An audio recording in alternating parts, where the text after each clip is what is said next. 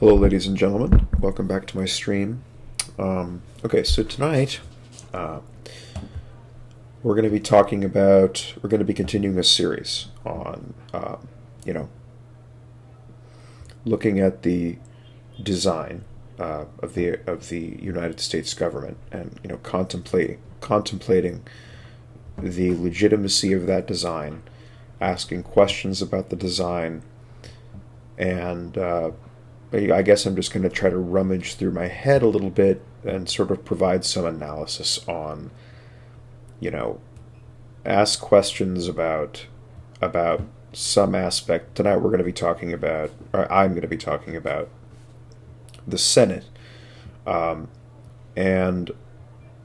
as an aspect of the United States government, we have a bicameral legislature, and the Senate is the sort of equivalent to what in the UK is the House of Lords, I believe, right? And although don't quote me on that. In any case, there is something quite quirky about the United States Senate. You'll notice that we have in the United States National Legislature, we have the House of Representatives and the Senate, and the House of Representatives is based on it's based on a different representation scheme than the United States Senate. House is based on or at least theoretically, you'll learn in your political science classes that the United States House of Representatives is premised on a different representation scheme, although it really isn't, because, for...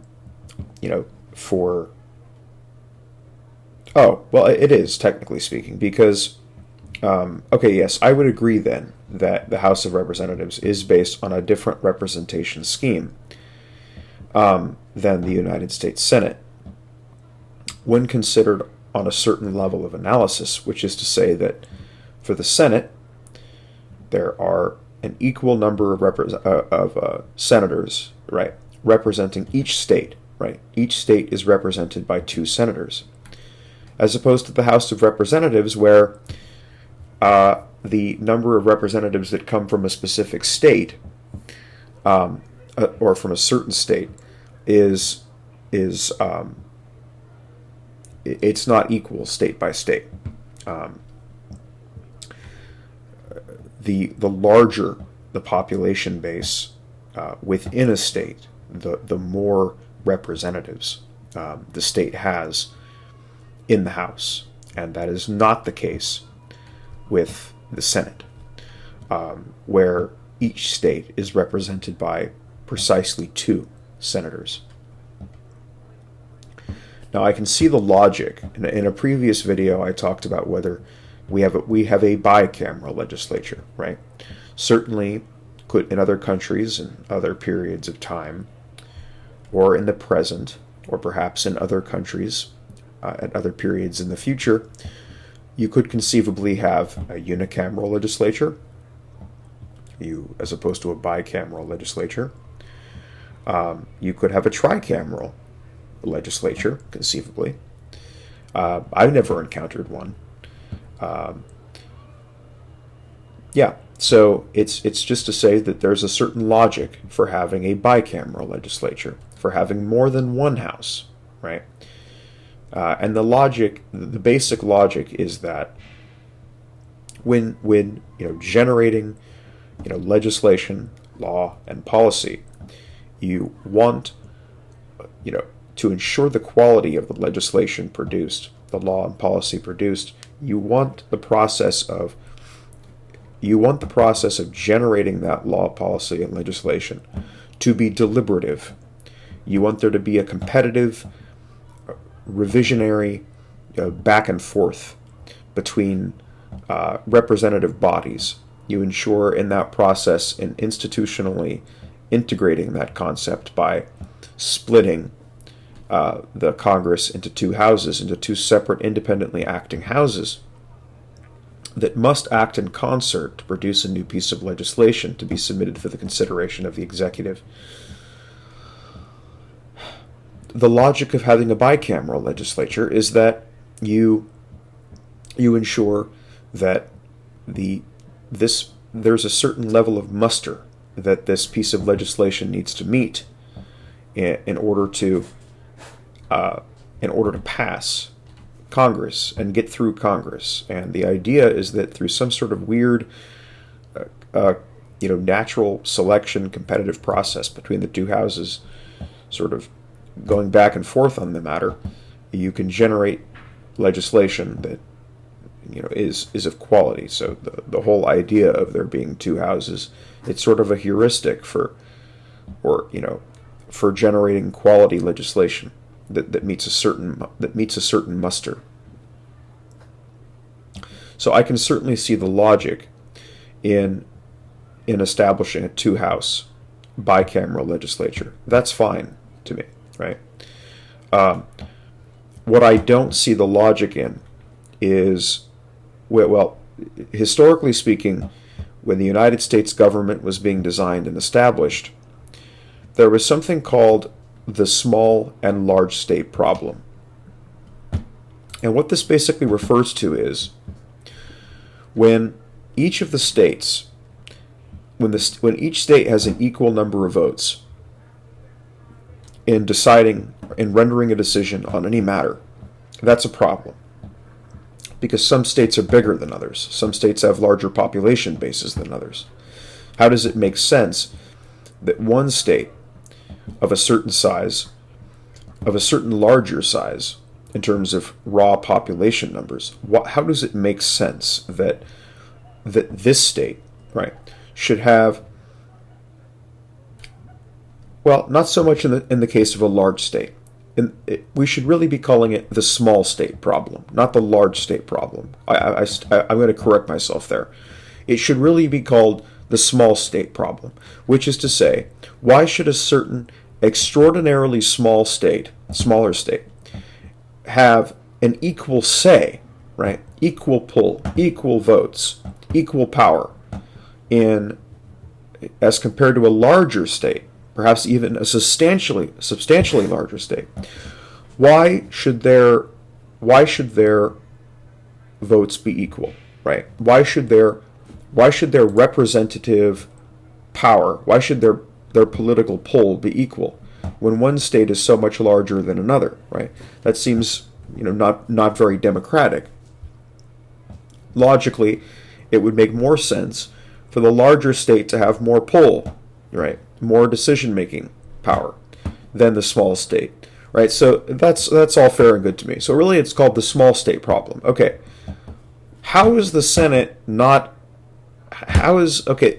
that we currently have, if that was the basis of, establishing the House, right, which overcomes the small state problem because of the representation scheme that it operates under, how does it make sense to establish a bicameral legislature with one house premised on one house overcoming the small state problem with some sort of proportional to population representative scheme, and then you have the other house that suffers from the small state problem, where each state has an equal number of representatives and thus an equal number of votes in deciding any legislative matter. That just, that doesn't seem right to me. It doesn't make any sense, right? It's clearly illogical. Now, there may have been, at least from the point of view I'm arguing from, my preceding point. From my preceding point, it doesn't make any sense. Of course, there's always a teleology behind these things, and so it's certainly possible that that the Senate is designed without regard to the small state problem, because because of some notion the founders had in mind that would then, I guess the Senate is supposed to represent different interests and different groups and different levels of the government, the democratic hierarchy, if you will. And I think that that's why the Senate is designed as such. Okay. Well, I just don't think that, trying to reconcile, our design with the small state problem forces us to, it forces us to, I think, to rethink how we've designed the Senate, particularly with respect to all states having an equal number of senators and thus an equal number of Senate votes. It just doesn't make sense to me because it's an exemplification of the small state problem, and we would regard now. It's fine with me to have two houses. I honestly, to me, previous times I disregarded the Senate as redundant, only creating more gridlock, and ultimately, personally, from the perspective of political efficiency, I don't regard the Senate as necessary. It seems just like a redundancy to me, and I get that there's a teleology underpinning the existence of the Senate and the basic design of the United States government, but I don't really think that it does any fundamental good that we should strive to preserve. Unicameral legislature can act quicker, and especially if, this is the thing, right? This makes sense if the House is a small number of people, right?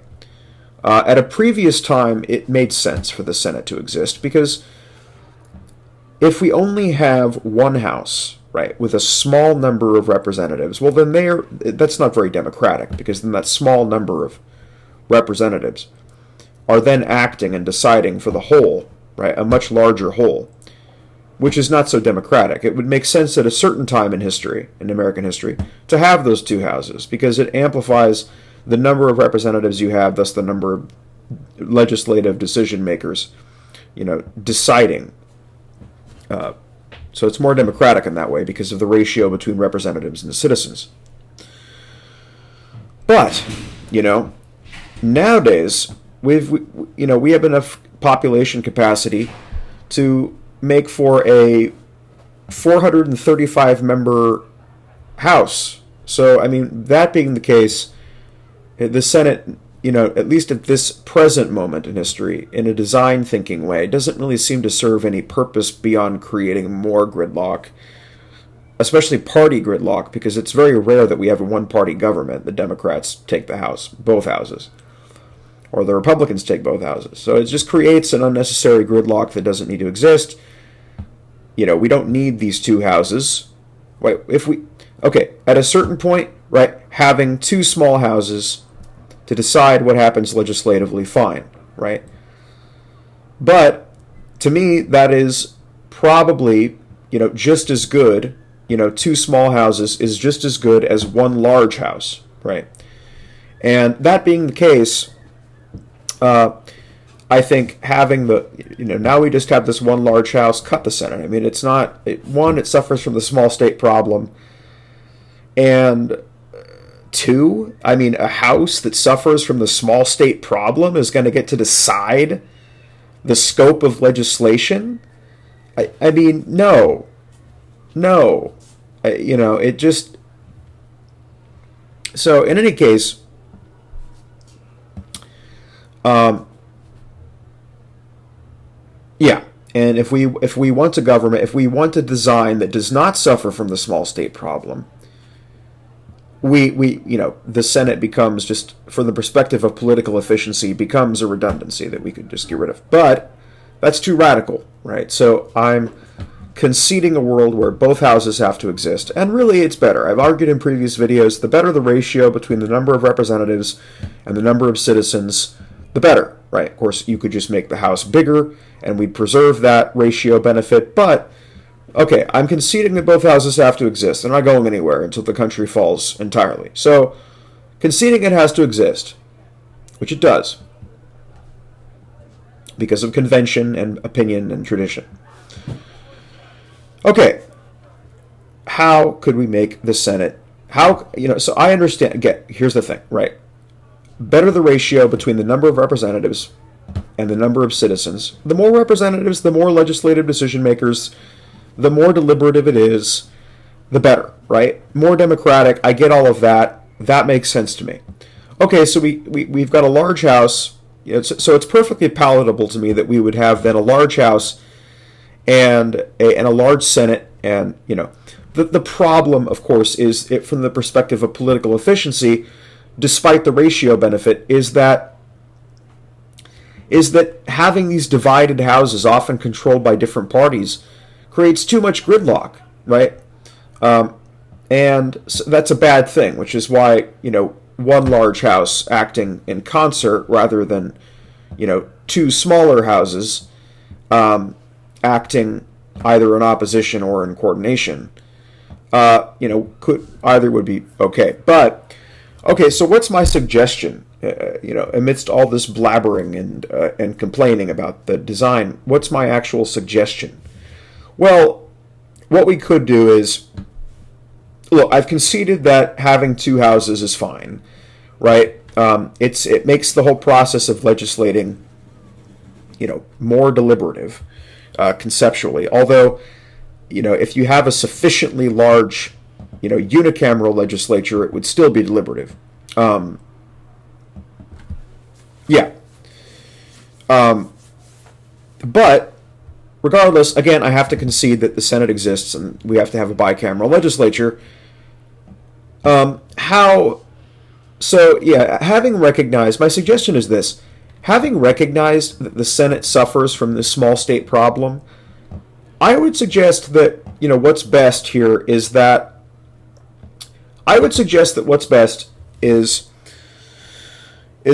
we actually we create a Senate that does not suffer from the small state problem.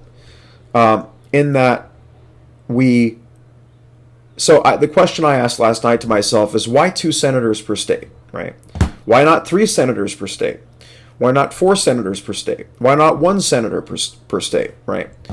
Well, the problem with,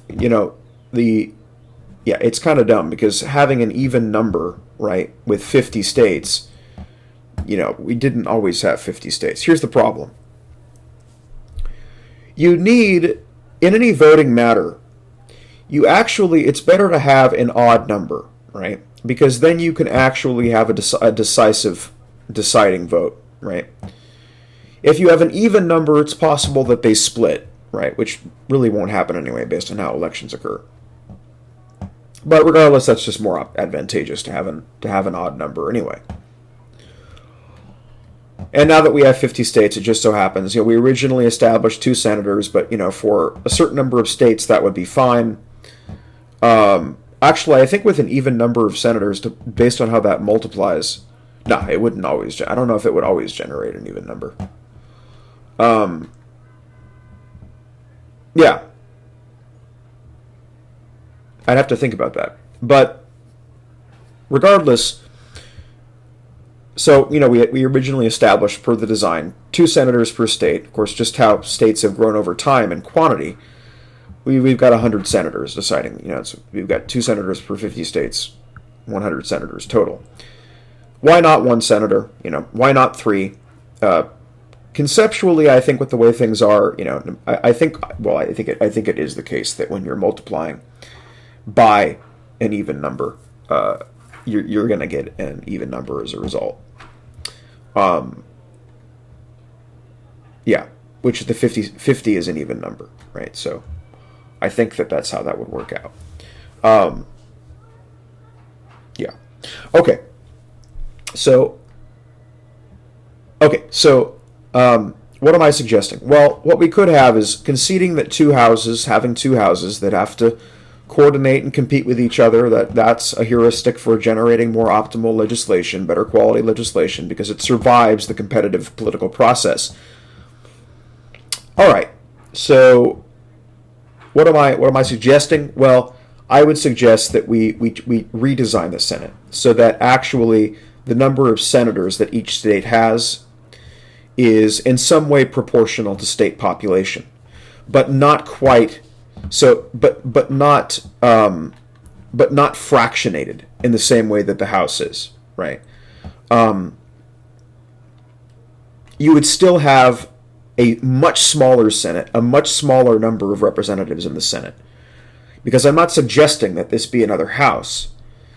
I am suggesting, though, that larger states have more senators, and that smaller states have less senators.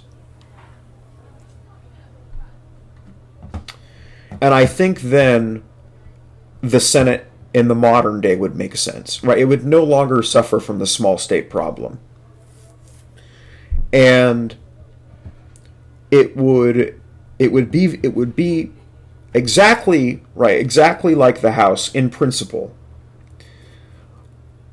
but it would simply be divided such that there'd be a much smaller number of senators than there are representatives in the House, right? A much smaller number of senators than there are congressmen.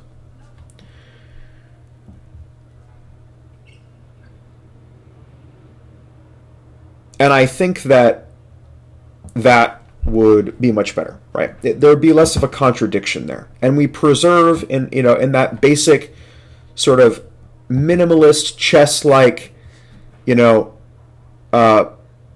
efficient, redesigning tweak. We could remove the basic fallacy, I suppose, the basic design fallacy that there is with regard to, the Senate essentially suffering from the small state problem. We could just make things more consistent while preserving the benefit of having two separate houses. So like California being an extremely large state as opposed to Wisconsin being an extremely small state. California would have six senators or something like that, and Wisconsin would have potentially even less than two, right? Potentially one. So it's just an idea.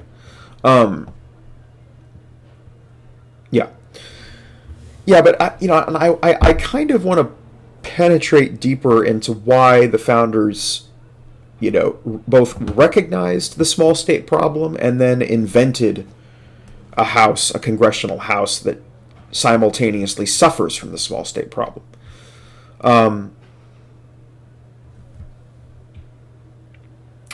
I think maybe it had to do with the fact that senators were actually supposed to represent the state legislatures in some way, right? They were chosen by the state legislatures, which makes sense, right? That basic teleology makes a lot of sense to me, because what you would have then is, and I thought about this too.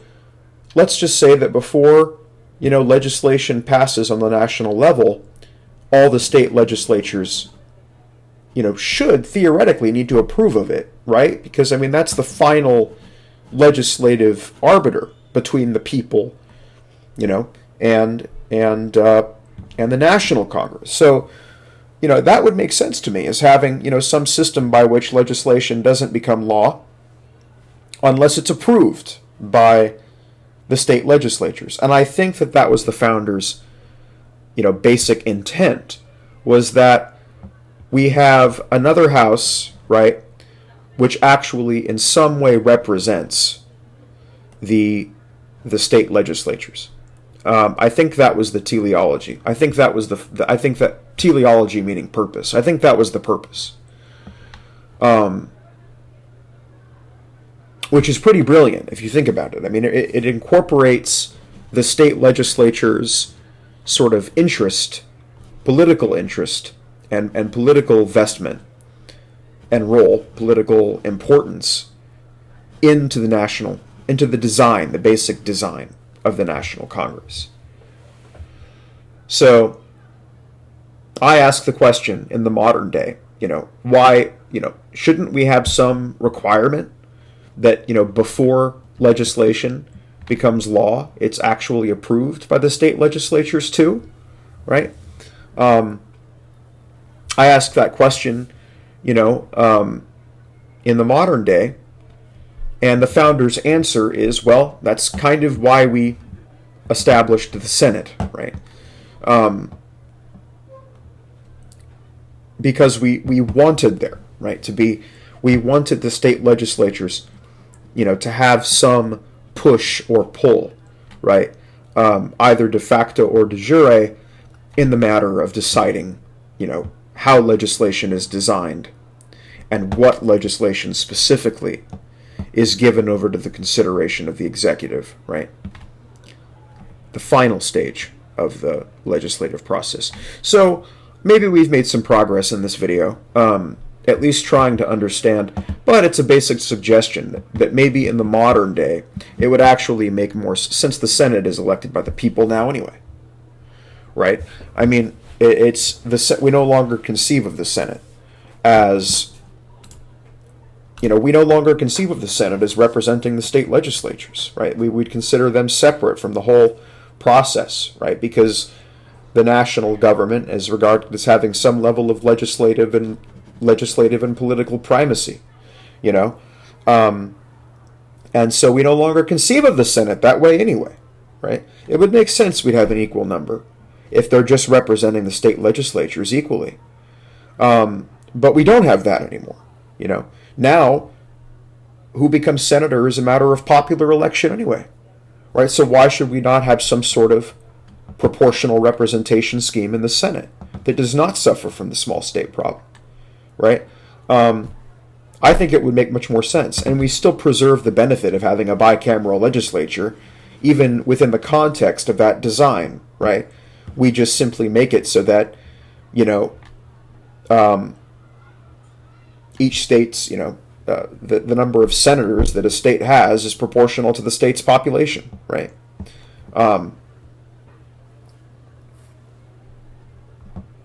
Yeah. So, in any case, hopefully this was somewhat illuminating. I mean, it was for me to a certain extent.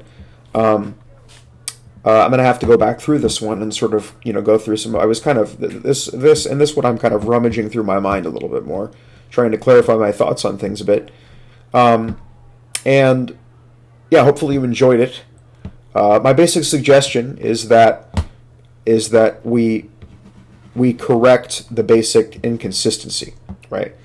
In having a Senate that suffers from the small state problem, while acknowledging that the small state problem is a problem, and that since we no longer conceive of the Senate as representing the state legislatures in the national legislative process, and since senators are popularly elected anyway, well then, you know, if then we should have some sort of proportional representation scheme in the Senate that is similar to the House. And most importantly, right, the concretization of my proposition here is simply this. Make it so that the number of votes that a state has in the Senate, or the number of senators that a state has in the Senate, is proportional by some mathematics, by some formula, to the state's voting population.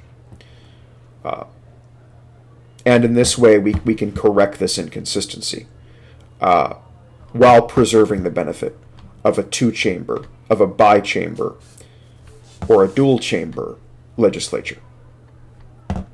Thank you for watching.